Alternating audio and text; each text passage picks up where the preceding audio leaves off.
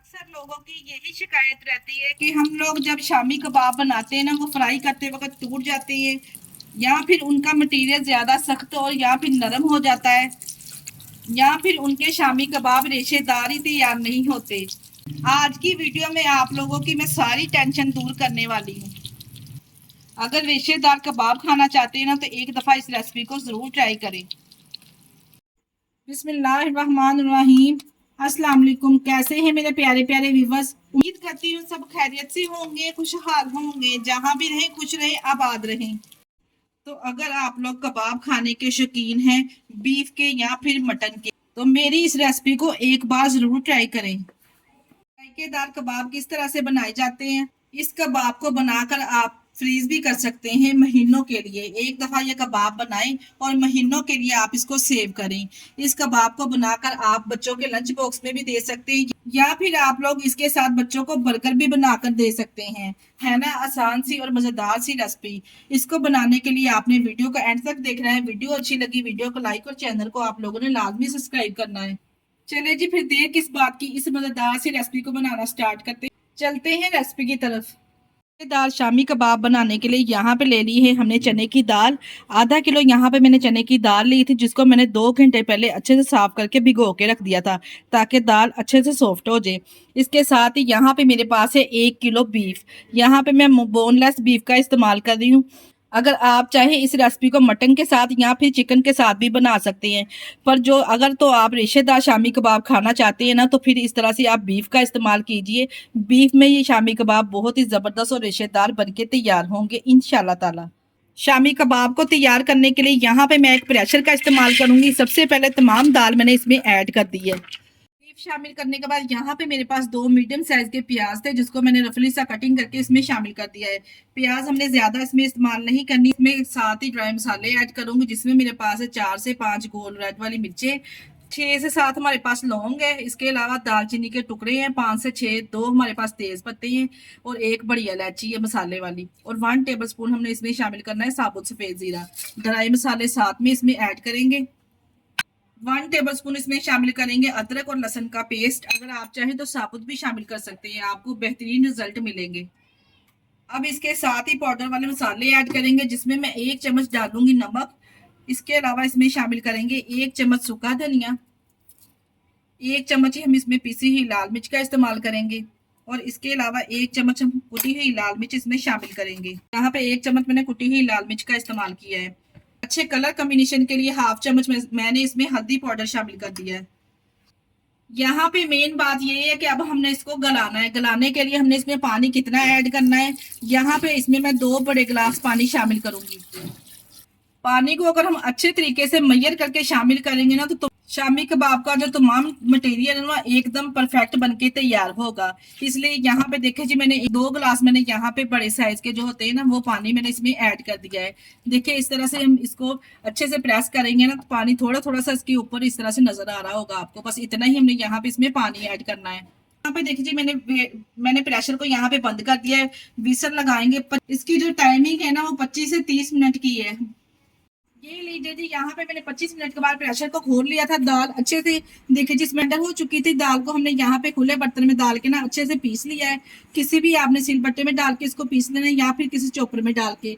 और जो इसमें से बीफ था ना, इसमें से हमने अलहदा से इस तरह से निकाल लिया है हाथों की मदद से, या फिर आप किसी चॉपर की मदद से ना इसके इस तरह से रेशे तैयार कर लें। हाथों की मदद से करेंगे ना, तो ज्यादा आपके कबाब रेशेदार बनेंगे। अगर आप चॉपर की मदद से करेंगे ना, तो फिर रेशेदार ज्यादा नहीं बने। यहाँ पे मैं हाथों की मदद से देखे जी कितना अच्छा ये टेंडर हुआ है, आराम से ये मैश हो रहा है। देखिए जी माशाल्लाह से इस तरह से इसके रेशे हम तैयार कर लेंगे। तमाम रेशे इस तरह से मैंने इसके तैयार कर लिए। अब यहाँ पे मेरे पास से 10 से 12 सब्ज मिर्चें, जिसको मैंने चॉप करके ना इसी स्टेज पर हमने सब्ज मिर्चें शामिल करनी है, पहले नहीं हमने शामिल कर देनी। इस तरह से शामिल करेंगे ना, तो बहुत ही जबरदस्त शामी कबाब में इसका फ्लेवर आएगा। साथ में हम ढेर सारा सब्ज धनिया इसके ऊपर गार्निश करेंगे। अगर तो इसे स्टेज पर आपको बैटर थोड़ा सख्त लगे ना, तो आपने परेशान नहीं होना। 2 से 3 टेबलस्पून हम इसमें कुकिंग ऑयल शामिल कर देंगे। कुकिंग ऑयल शामिल करना है, घी नहीं आपने शामिल कर देना, क्योंकि घी आजकल मौसम वैसे चेंज हो रहा है, तो घी सख्त होगा तो इसलिए आपके शामी कबाब फिर सही नहीं बनेंगे। यहाँ पे अच्छे से हाथों की मदद से हम इसको मिक्स करेंगे बैटर को। यहाँ पे देखिए जी मैंने बैटर अच्छे से मिक्स कर लिया, और बैटर को मिक्स करते वक्त आपने एक दफ़ा इसमें नमक ज़रूर चेक कर लेना है। अगर तो आपको इसमें नमक कम लगे ना, तो इसी स्टेज पर आप इसमें नमक और शामिल कर सकते हैं। बस जी ये हमारा जो बैटर है कबाब बनाने के लिए बैटर तैयार है। बस थोड़ा सा बैटर इस तरह से हाथों में लेंगे और इस तरह से इसके कबाब तैयार करते जाएंगे। मीडियम साइज के यहाँ पे मैं कबाब बना के तैयार करूंगी। देखिए जी जरा भी ये बैटर मेरे हाथों पे चिपक नहीं रहा, मैंने आपके सामने ये कबाब बना के तैयार किया है। किस कदर हमने शानदार मेजरमेंट के साथ ये कबाब बना के तैयार किए हैं। इसी तरह से एक एक करके तमाम कबाब बना के पहले तैयार कर लेंगे। आप इस शामी कबाब को बनाकर फ्रीज भी कर सकते हैं। 1 से 2 माह के लिए बिल्कुल भी खराब नहीं होंगे। 100% ये मेरी गारंटी है आप लोगों से।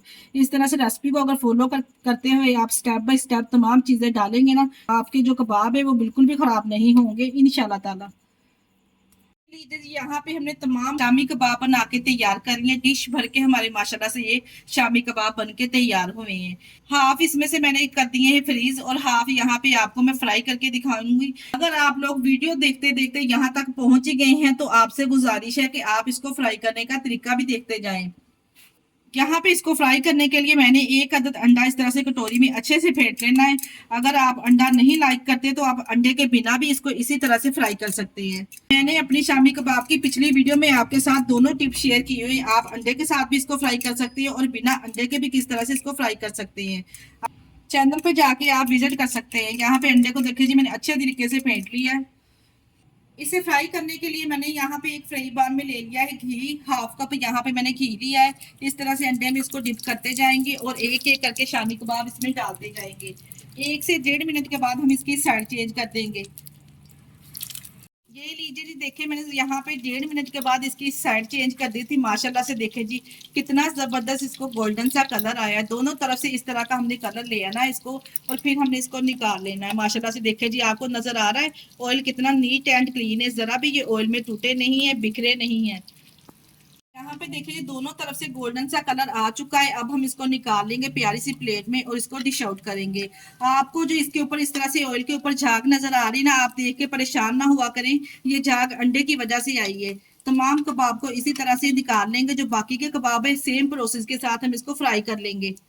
दीदी यहाँ पे जबरदस्त से हमारे रेशेदार शामी कबाब तैयार है। यहाँ पे मैं आपको तोड़ के भी दिखाती हूँ। माशाल्लाह से आप चेक करें ये कितने जबरदस्त बनके तैयार हुए। आप इसके यहाँ पे रेशे चेक करें। माशाल्लाह से इतने जबरदस्त रेशेदार कबाब आपको पूरी यूट्यूब पर कोई भी परफेक्ट रेसिपी नहीं देगा।